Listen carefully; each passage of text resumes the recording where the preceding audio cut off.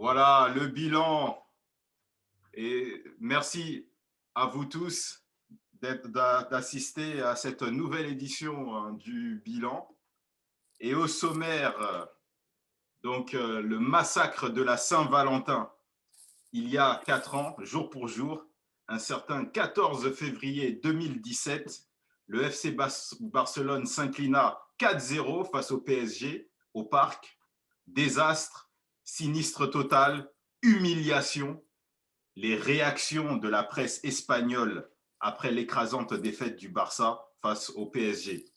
Dans quelques jours, ce même PSG rencontrera le Barça pour les huitièmes de finale de la Ligue des Champions 2021. Que s'est-il passé ce fameux 14 février 2017 et comment le PSG pourra se servir de cette expérience pour le match mardi soir? Parole aux spécialistes. Donc, nous sommes ici avec nos éditorialistes et nos journalistes. Nous avons Aruna, nous avons Don Andrés, nous avons Gibson. Alors, on va commencer avec toi, Don Andrés. Ce fameux 14 février 2017, le PSG remporte ce match 4-0. Que s'est-il passé dans cette nuit du 14 février 2017? Parole à toi, Don Andrés. Ouais, bah écoute, hein, on a Amadou, Oh là là. Je suis désolé, les gars, je travaille sur un gros projet, donc j'ai mon équipe qui est là. Comme un cheveu dans la soupe. Alors, Yasmina. Oh. Hello. Salut tous. Voilà. On travaille sur un business, donc c'est une réunion d'affaires là, donc là c'est du très très lourd là, donc désolé les conditions du direct. Papa. Ok. Écoute, on est En plus, il fallait aussi que je célèbre mon titre de champion de France aussi de MPG, donc aussi voilà, c'était une soirée un petit peu arrosée aussi. Quel escroc celui-là. On en reparlera de ce titre. Il fait penser au titre de vainqueur de la Ligue des Champions de Marseille en 93. Je sais pas pourquoi, mais bon. C'est la mauvaise foi. On y reviendra. Franchement, tu peux pas juste féliciter le champion. Merci, je reviendrai plus fort, tu vois. Félicitations à Madou. Merci à Madou. J'avais le temps de faire mes équipes. On était en pleine émission là, Madou, mais bon, c'est pas grave. Ce sont comme le disait Michel Drucker, mon vieux Lolo, ce sont les conditions du direct. Exactement. Parole à toi, Don Andrés. Que s'est-il passé d'abord essaie de nous expliquer que s'est-il vraiment passé ce soir du 14 février 2017. Parole à toi. Bah écoute, c'est plutôt un bon souvenir pour le passionné de football que je suis, et puis aussi pour le supporter du PSG que je suis également. C'est-à-dire que c'était pour moi un des plus grands matchs de l'histoire du PSG en Coupe d'Europe. Peut-être un des plus beaux aussi sur le plan européen, c'est-à-dire une forme d'aboutissement ce match. Alors, ce qu'il faut dire, il y a plusieurs éléments qu'il faut rappeler. Donc en fait, on a affaire peut-être à un Barça qui était déjà depuis quelques saisons, il faut le reconnaître, un peu sur le déclin, même s'il y avait encore le grand Neymar, Suarez, évidemment Messi, j'en passe. Mais c'était déjà un Barça un petit peu moins brillant que celui qui avait remporté 2 ans auparavant la Ligue des Champions. Plusieurs choses déjà. Les bons points de ce match, c'est déjà un PSG dont c'est la première saison d'Unai Emery en tant qu'entraîneur du PSG, à une première saison aussi du PSG qatari sans Zlatan, le grand Zlatan, prétendument grand Zlatan en Ligue des Champions. Donc c'était un match brillant parce qu'on a vu un petit peu, pour moi c'était l'équipe que j'aimerais voir en Coupe d'Europe, beaucoup d'intensité, de la percussion, de la qualité dans les passes, un pressing très haut, intensif, une récupération haute à la perte du ballon. Enfin, c'était avec Draxler qui venait d'arriver, qui avait montré l'étendue de son talent. Di Maria, qui est pour moi un des meilleurs joueurs sur le plan international. Cavani, qu'on n'a plus besoin de présenter. Un grand Rabiot. Verratti aussi, évidemment. Matuidi, qui manque au PSG aujourd'hui plus que jamais. Et Kimpembe, qui avait fait un grand match, match sur lequel il a pu d'ailleurs surfer pendant 4 ans, puisqu'il n'a jamais réalisé un match de ce genre, de cette qualité-là. Donc, match vraiment avec des buts exceptionnels, des buts variés, un coup franc, des buts tous aussi bons les uns que les autres, une ambiance de folie. J'étais vraiment ravi par la prestation de l'équipe parce qu'encore une fois, ça donnait raison un petit peu à un coach que j'estime qui est Unai Emery dans son style de jeu, encore une fois l'agressivité à la perte du ballon, l'intensité, la qualité en matière de jeu offensif. Enfin, j'ai trouvé vraiment que c'était vraiment un match référence. C'est un match que des fois, je vous cache pas les gars, que j'aime bien me remarquer de temps en temps comme ça, remettre un petit peu par nostalgie ce résumé parce que tout est abouti, tout est merveilleux dans ce match. La qualité des buts, comme je vous l'ai dit, comment dirais-je, les automatismes entre les joueurs, la qualité des actions, la manière dont le grand Di Maria a fait de ses buts, le but plein de rage et la qualité de l'appel une fois de plus de Cavani sur le 4e but. Donc bien malin celui qui aurait pu prédire après le match retour que l'on a tous connu malheureusement.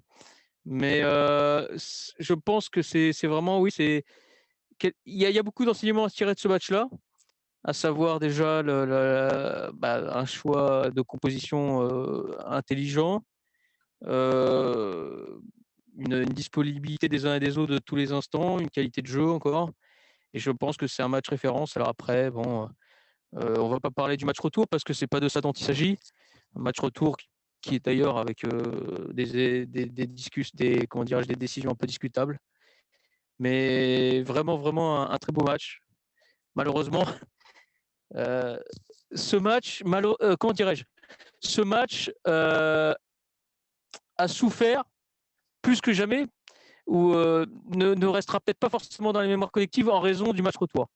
Alors que pourtant, c'est un match qui, sur le plan, encore une fois, de la qualité de jeu, du résultat, la beauté des buts, c'est un match qui devrait être dans l'histoire parce que je ne crois pas que d'ailleurs, je ne sais pas, il faudra vérifier et demander à nos analystes combien de fois Barcelone avait pris 4-0 avant ce moment-là, à part en finale de la Ligue des Champions contre le Milan AC, mais c'est quand même suffisamment rare pour être souligné. Mais très très beau souvenir et match de référence malgré tout, voilà, tout simplement. Ok, donc Aruna, est-ce que il y a des possibilités ou même des chances, ou quelles chances y a-t-il et quelles sont les choses similaires qu'il y a entre cette équipe de 2017 et maintenant cette équipe qui va jouer mardi prochain contre le Barça? Et est-ce qu'on peut utiliser un match comme ça, les vidéos d'un match comme ça, pour se motiver pour un match, pour le match de mardi soir? Oui, complètement. Je pense qu'on peut réutiliser en tout cas les vidéos, les résumés de match, ce que j'ai fait tout à l'heure pour me remettre dans l'ambiance pour la préparation de l'émission. Effectivement, comme disait Don Andrés, quand on prend les joueurs qui ont joué ce jour-là, individuellement, tu parlais de Kimpembe. Alors moi, à titre perso, je n'ai jamais été fan de Kimpembe, mais en plus, c'était son premier match, en tout cas en Champions League. Si mes souvenirs sont bons, parce qu'il remplaçait Thiago Silva.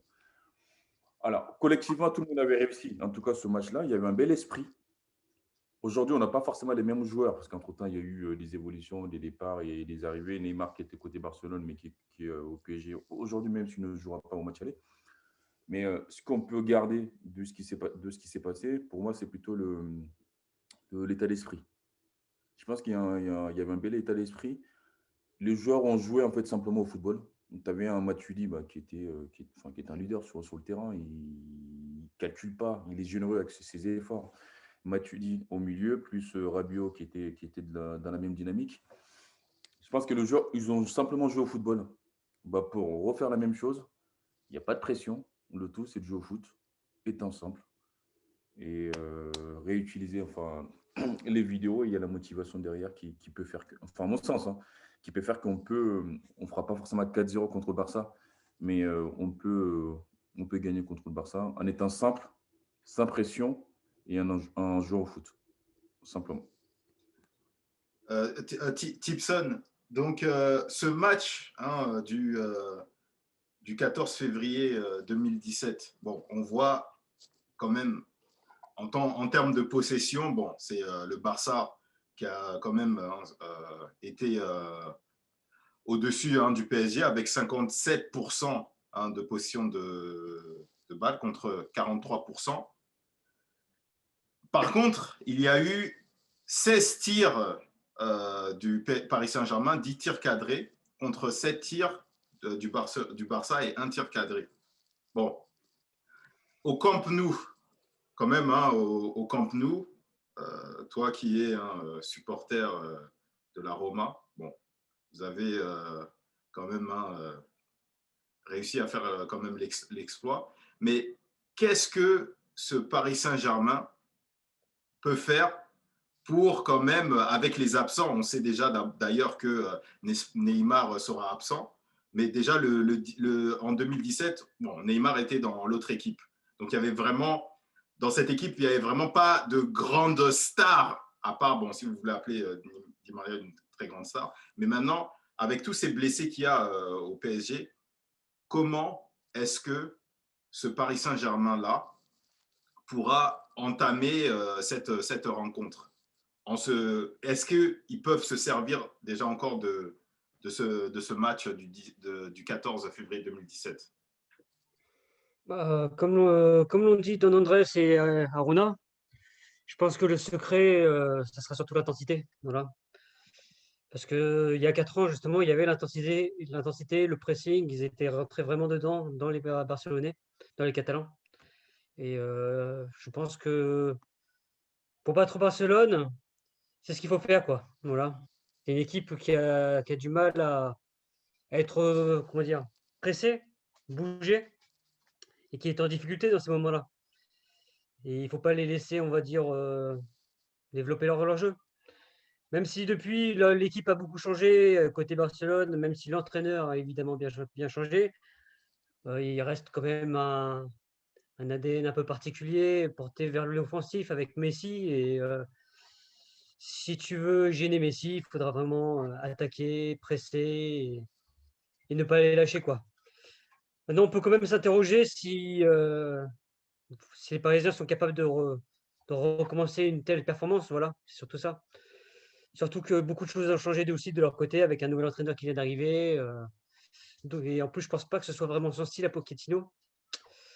Mais bon, on va voir, hein, ils ont toute leur chance. Moi, je pense que c'est du 50-50. Et en tout cas, je pense que dès le match aller, il faudra rien lâcher, quoi. S'ils sont trop attentistes, je pense qu'ils risquent de le regretter. Je ne sais pas si Amadou, tu es là? Ah bon, je ne pense pas qu'il est là. Ouais, donc. Moi, je voulais rajouter quelque chose, Lolo, si tu me permets. Ouais, vas-y. C'est que ce match-là, donc entre deux équipes qui se sont fait affronter il y a 4 ans, ce qui convient quand même tout de même de préciser, c'est que, comme je reviens là-dessus, j'insiste, les deux équipes ont considérablement changé. Et je ne pense pas forcément de la meilleure des manières, c'est-à-dire qu'ils ne sont pas améliorés. Et c'est valable pour le Barça, comme pour le PSG. Le PSG, par rapport à il y a donc 4 ans, a perdu Rabiot, qui était quand même un très bon joueur. Encore plus intéressant pour le collectif, évidemment, Matuidi. Draxler, qu'ils ont mis à la cave, qui est pour moi un top joueur, qui était au moment de son arrivée très brillant. Cavani. Donc c'est quand même... il faut voir qui c'est qui joue à droite, c'était Meunier. Donc là, ça va être... faut voir qui c'est qui risque de jouer à droite. A priori, ça serait peut-être Florenzi. Bon, ça peut le faire. Mais une équipe quand même, même chez les remplaçants, on le voit avec Lucas avait fait une bonne rentrée. Et le Barça, c'est lui aussi également bien affaibli. Il y avait une équipe qui est déjà un petit peu en bout de cycle, avec un Busquets qui était un peu sur le déclin, Iniesta, dont ça allait être l'avant-dernière saison, je crois. Et surtout, j'ai bien peur tout de même que le 50-50 de Tipson est recevable. J'aurais dit, moi, du 55-45 s'il y avait eu Neymar et Di Maria. Or là, le PSG va vraiment être grandement pénalisé par les deux absences de Neymar et de Di Maria. Donc, ça va équilibrer, je pense, cette rencontre dans la mesure où je suis convaincu qu'il s'agit d'un des Barça les plus faibles depuis au moins la saison 2002-2003. Voilà ce que je pouvais ajouter. Vous m'entendez ou pas? Ouais, là on t'entend. J'ai un problème de connexion. Donc, vous étiez sur le match référence du PSG contre le Barça, c'est bien ça? Ouais, le match voilà, de 2017. Voilà, donc moi, encore une fois, j'en ai parlé plusieurs fois avec mes collaborateurs, que ce match-là, c'était vraiment le match référence. Parce que je disais, quand je parlais du PSG, que je ne comprenais pas ce que Tourelle voulait faire. Aujourd'hui, Pochettino vient d'arriver, donc on ne sait pas trop ce qu'il veut faire pour l'instant, mais bon, on a une idée de ce qu'il veut faire. Par contre, c'est le match référence de Emery, parce que Emery a été beaucoup critiqué pendant cette période-là. Et là, on a vu que collectivement, non seulement que le PSG, collectivement, ce jour-là, ils étaient vraiment organisés, vraiment en cohésion. Ils ont même, en termes de position de balle, c'était vraiment incroyable. Il y avait Rabiot qui avait fait un match énorme. Il y avait Verratti qui avait été énorme. Di Maria qui avait été monstrueux. Cavani. Voilà. Et en plus de ça, c'est le dernier match où Draxler avait un niveau mondial. Hein, ce pourquoi il était venu. Donc, c'était vraiment un genre de classe. Donc, ce qui fait que individuellement et collectivement, ils étaient vraiment au-dessus. Ensuite, le retour, on en parlera, mais c'est le match le plus abouti du PSG. Aujourd'hui, le PSG, qui arrive en finale de Ligue des Champions, n'était pas aussi fort collectivement. Donc, c'est des individualités qui font qu'ils sont arrivés derrière en finale. Donc, aujourd'hui, le collectif n'est pas rassurant. Le PSG n'est pas premier. Le PSG, en termes de contenu, c'est vraiment pas ça. Donc, ils arrivent contre le Barça avec beaucoup d'incertitudes. Et il y a vraiment une classe d'écart entre le niveau que le PSG avait avant et ce niveau-là. Qui plus est, le PSG s'est affaibli. Donc, non seulement ils n'ont pas Neymar, ils ont Mbappé. Le milieu de terrain, c'est un milieu de terrain qui n'a rien à voir avec le milieu de terrain avant. Donc, aujourd'hui, moi, je vous dis honnêtement, même si c'est un des Barça, comme l'a dit Don Ref, les plus faibles de l'histoire, je pense que même ce Barça-là, avec un bon Griezmann, parce qu'on a parlé de Griezmann la semaine dernière, avec un bon Griezmann et un Messi qui est encore au-dessus, je pense que ça peut suffire contre le PSG. Je prends la route. Là. Voilà. Alors, moi, j'ai. Vas-y, Aruna. J'ai une attestation. Alors, moi, je suis d'accord avec ça. Après, simplement, est-ce que l'incertitude, les niveaux actuels du PSG, c'est peut-être au final la force du PSG, dans le sens où ce que je viens par là, jusqu'à là, en championnat, enfin, quand on prend les précédentes années, même les matchs contre Manchester, l'année dernière ou il y a 2 ans, je ne sais plus, c'est que pour le foot français, tout était acquis. Je veux dire, il y avait même une forme d'excès de confiance, parce qu'en championnat, ils écrasaient tout le monde. Et le fait que cette saison, ils soient en difficulté, parce que tu as des équipes comme Lille, comme Lyon, qui sont là pour l'instant, qui les titillent un peu en championnat. Et le fait que Neymar soit absent, effectivement, que le niveau du PSG ne soit pas comme les années précédentes. Et pour moi, finalement, enfin, c'est peut-être la force, en fait, au final, du PSG. Parce qu'il y a cette remise en question ou en cause même du niveau global du PSG. Et contrairement aux années précédentes où il y avait une forme d'excès de confiance, ou même dans les médias, enfin, les matchs étaient gagnés contre Manchester, par exemple, quand on regardait le match contre Manchester, c'était déjà gagné d'avance. Le fait que le PSG a gagné en plus à Old Trafford, là, alors là, c'était même pas... Alors, excuse-moi d'intervenir sur ça, mais entre-temps, il y a Mbappé qui est venu. Donc, ouais. Mbappé, on sait tous que c'est un joueur qui a de grandes qualités, mais encore une fois, dans les gros matchs, Mbappé, sauf erreur de ma part, n'a jamais vraiment répondu présent. Contre Manchester, il a une balle de 2-3-0, il la rate. En finale, on ne parle même pas de ce qu'il a fait en finale. Donc, est-ce que Mbappé va être au niveau, sachant qu'Mbappé n'est pas là? Je ne suis pas sûr. Sachant que Neymar n'est pas là, j'en suis pas sûr. Peut-être Sarabia, peut-être c'est peut-être celui qui peut éventuellement faire la différence. Il y a Icardi. Je sais pas. Honnêtement, je vois pas Espérons Mbappé. qu'ils vont Bon, alors, je vais laisser. espérons qu'ils vont daigner relancer enfin Draxler quand même, qui a montré Bien sûr. là contre Nice qu'il était Ouais, qu'il était ouais, bien sûr. intéressant. Mais bon. Ouais, Pourquoi mais pas? Il d'accord. faudrait que Draxler prenne les clés du jeu, en fait, quelque part. Est-ce que Mbappé n'est pas capable de prendre les clés du jeu? C'est un mec qui est devant. Le meilleur joueur, jusqu'à preuve du contraire, c'est Marquinhos, le joueur le plus régulier. Le reste, voilà, ça alterne un petit peu les parties. Franchement, c'est un PSG avec beaucoup d'incertitudes qui va jouer contre le Barça. Le Barça a quand même des certitudes avec Messi. Griezmann qui est revenu à un niveau acceptable. Voilà, après, on sait que c'est entre guillemets défensivement, c'est pas extraordinaire des deux côtés.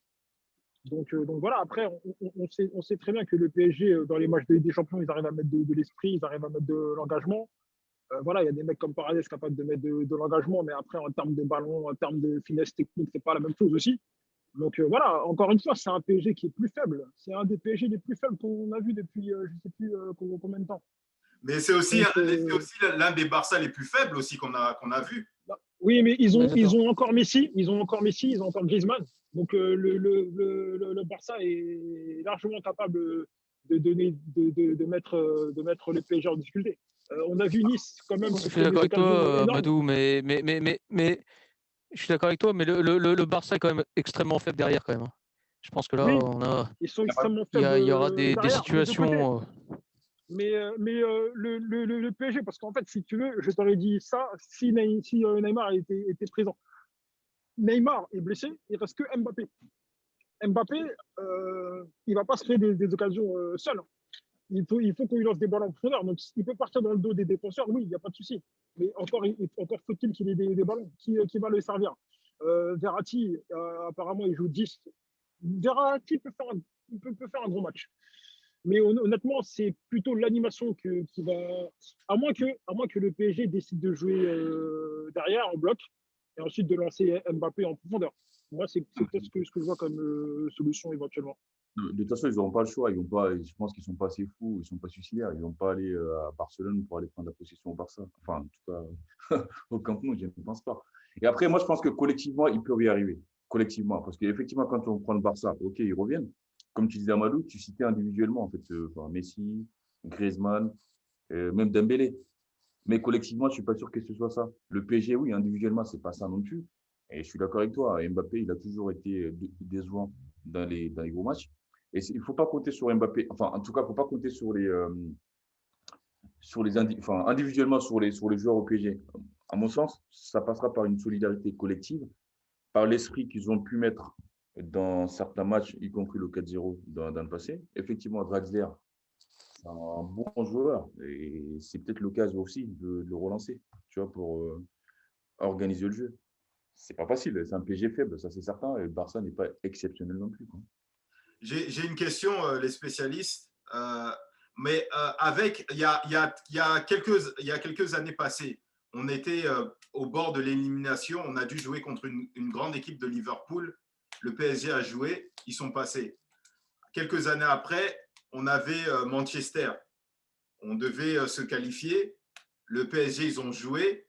Ils se sont quand même qualifiés. Et même, je reviens, il y avait aussi Naples. On devait jouer contre Naples, on devait jouer. On a joué, on s'est qualifié.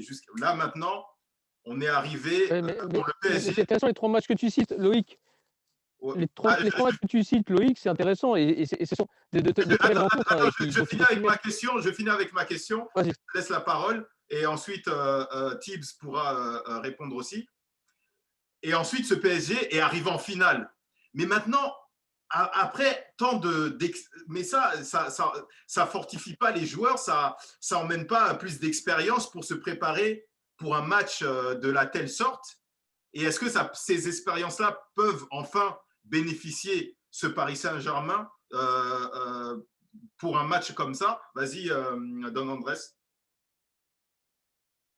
Non, je voulais dire, c'est très intéressant les trois matchs que tu as cités, Loïc, puisque ce sont des matchs qu'on pourrait qualifier de référence, un peu des matchs de poule à pression contre des adversaires plutôt de référence. Mais à chaque fois, en effet, que ce soit contre Naples évidemment, le match contre Liverpool à domicile, comme celui d'ailleurs à Manchester cette saison, il y a eu un grand Neymar. Ce qui est quand même pas là le problème. Il risque de faire des faux PSG, ce que je voulais dire, ou un grand Di Maria quand il marque un but exceptionnel à la dernière seconde au parc contre le Naples de Ancelotti. Donc, il y a les deux meilleurs joueurs du PSG qui sont malheureusement qui nous font défaut contre le Barça, c'est ça que je veux dire. Maintenant, bon, j'insiste et je le répète, le Barça est quand même prenable plus que jamais cette saison. Et ça sera peut-être, je l'espère, à des joueurs comme évidemment Draxler. Moi, j'y crois et je suis persuadé. Moi, je trouve que c'est un très très grand joueur, Draxler. Et on voit qu'il y a une émergence. Je le découvre véritablement cette saison. On voit que Keane montre de belles choses. Et peut-être, pourquoi pas, un bon petit joueur espagnol comme Sarabia. Il faut espérer que collectivement, ils répondent, ils arrivent à faire fi de ces absences-là. Tout simplement. Voilà ce que je pouvais dire. J'ai l'impression que personne cite le nom d'Icardi, donc personne n'a confiance en Icardi. Ah, Tipson. Ah non. Ouais, moi, je l'aime bien, Icardi. Je pense de toute façon qu'il risque d'être titulaire, hein, plutôt que Keane. On verra. Surtout que ces derniers temps, il était revenu de sa longue blessure, je crois, mais qu'il avait recommencé un peu à jouer. Et ça apporte un profil un peu différent par rapport à Keane, qui prend plus la profondeur. Quoique peut-être effectivement à l'extérieur, ça sera un profil qui sera plus intéressant pour eux. Après, quand tu parlais des rencontres de poule réussies par le PSG, c'est surtout, comment dire, ça nous prouve parfois que le PSG de l'automne n'est pas forcément le même que le PSG de l'hiver. Voilà. Ouais, c'est vrai. Et c'est surtout ça qui est inquiétant parfois. On voit qu'ils ont toujours un peu un coup de mou quand arrive la Ligue des Champions. Et ça peut, comment dire, ça peut être fatal, ça. Puis on voit aussi qu'un joueur comme Neymar, quand arrive l'hiver, justement, il est souvent blessé, quoi. On peut s'interroger sur la préparation, aussi sur les choix des différents entraîneurs et aussi de la direction d'avoir changé d'entraîneur, voilà. Et on verra d'ici donc un bon mois si c'était pertinent. Voilà. Aruna, bon, en 2017, il y avait quand même au Barça, bon, Neymar, Suarez, Messi, Iniesta, Busquets, bon, Piqué, Sergio Roberto. Contre là, aujourd'hui, bon, on a des joueurs comme Richard Puig, Moriba, Francisco Trincao, Firpo. Bon, dis-moi. Quand Oui. même. Ouais, termine. Bon, quand on compare quand même avec 2017. Il parlait de l'effectif du Barça actuel, Arouns. Personne. Ouais. Oui, alors, j'avoue que je ne connais pas bien l'effectif actuel du. Moi non plus, ça c'est des noms que je connais même pas. Tu vois. Mais à la différence. Et pourtant, au Paris Saint-Germain, voilà, on a quand même Draxler, Mbappé, Paredes, Kipembe, Marquinhos, Paredes, arrête avec Paredes. Alors j'ai envie de dire, ça c'est ce qu'on dit. À mon avis, en Espagne, si tu commences. Bon, Draxler, c'est quand même un bon joueur, comme disait Romain, donc on sait qui c'est sur la scène internationale. Mais à mon avis, en Espagne, ils regardent l'effectif du PSG. Je ne suis pas sûr qu'ils connaissent non plus. Attends, Mbappé, Icardi, Draxler, Verratti, Paredes, quand même. Mais bien sûr. Après, tu prends Griezmann, tu prends Messi, tu prends Dembélé. Tu vois, je veux dire, en contrepartie, tu as toujours les stars qui sont là, côté Barça. Mais malgré tout, Barça, ils sont sur quoi? 4-5 victoires d'affilée, si je ne me trompe pas, en championnat. Là, ils reviennent quand même pas trop mal. Et après, à la différence près, on a déjà eu le débat sur le Barça, ils sont en déclin, ils sont en fin de cycle. Simplement, je pense que les dirigeants ne sont pas courageux de repartir sur un nouveau projet. Pour l'instant, en tout cas, tant que Messi est encore là. moi, je ne suis pas fan du Barça, mais j'ai tendance à défendre un peu dans le sens où voilà, ils ont tout gagné dans le passé. En tout cas, pendant longtemps, ils ont gagné pas mal de trophées. Ils sont en fin de cycle. Malgré tout, ils sont là. Ils luttent avec quelques stars qui sont toujours là. Et Messi, il est ce qu'il est. Messi fait peur. Enfin, quand tu as des adversaires, en face, tu as Messi qui est présent, ça fait toujours peur. Ça fait peur. Il y a des Alors, organes. Aruna, juste pour préciser quelque chose pour toi. Bon, Oui. leur dernier match, ouais, c'est vrai qu'ils ont gagné 5-1, mais c'est contre Deportivo Alves. Ensuite, ils ont perdu. Avant, ils avaient perdu 2-0 contre le FC Séville. Ils ont gagné bon, avant contre le Betis Séville. Ensuite, ils ont joué contre Grenada. Bon, ils ont gagné. Bon, Rayo Valladolid, je pense que c'est ça, non? Ils ont joué contre Elche aussi. Bon, c'est pas. Ouais. C'est Oui, oui, du heavyweight, quoi. oui, mais un championnat, tu vas plus rencontrer des équipes comme ça que du Real Madrid ou de l'Atlético. Je veux dire, tu as 3, 4, 5 grands clubs. Après, le reste, c'est des équipes moyennes. Il faut gagner contre ces équipes-là. Tu vois, ce que tu viens de citer, c'est le PSG, c'est pareil. La Ligue 1, quand on prend la Ligue 1, ok, j'aurais peut-être des accords avec Don sur le niveau de certaines équipes. Et tu prends la Ligue 1, il y a des équipes qui ne sont pas exceptionnelles non plus. Hein. Et bah, la différence, le PSG a du mal à gagner contre ces équipes-là. Ça ne nous a pas empêché de perdre 3-2 contre Lorient. Hein. Oui. Voilà. Amadou? Oui. Alors, on dit encore une fois que défensivement, Barça, c'est. Voilà. Mais offensivement, ils ont quand même des Dembélé, on l'aime ou on l'aime pas, ils rendent quand même du service. Et un autre joueur aussi, bon, on en a parlé avec Don Andrés la dernière fois. White, quand il rentre, il est performant avec le Barça. Il a des stats intéressantes. Moi, je vous dis qu'offensivement, le Barça a plus de certitude que le PSG. Moi, en tant que. Enfin, on va pas se cacher, hein, je suis parisien, mais je suis très inquiet, moi, pour mardi. En sachant que, encore une fois, ici, on oublie, la dernière fois que le PSG est parti au Barça, ils ont pris 6-1 contre une équipe moyenne du Barça. Et en fait, qui doit sa victoire à une grosse performance de Neymar ce jour-là. Donc voilà. Donc honnêtement, là, tous les voyants pour l'instant sont plutôt du côté du Barça, malgré leurs difficultés. S'ils perdent ce match, par exemple, Pochettino aura-t-il déjà échoué? Ben non, il vient juste d'arriver. Donc voilà, donc on ne peut pas juger un entraîneur. Donc après, si les Qataris veulent le sauter après ce match-là, c'est très bien. Mais aucun entraîneur peut arriver on ne peut pas. Autant Tourelle, on a tapé sur lui parce que ça faisait un moment quand même qu'il était au PSG. Ça faisait un moment qu'il faisait des trucs un peu bizarres. Ça faisait un moment qu'il faisait des choix. Il y a eu le traitement de Cavani qui était vraiment difficile enfin, qui était incompréhensible pour tout le monde. Il y avait le fait qu'ils mettent des milieux des défensifs, Marquinhos en 6, même si c'est un joueur capable de jouer à tous les postes. Donc il a eu quand même plusieurs mois, plusieurs saisons.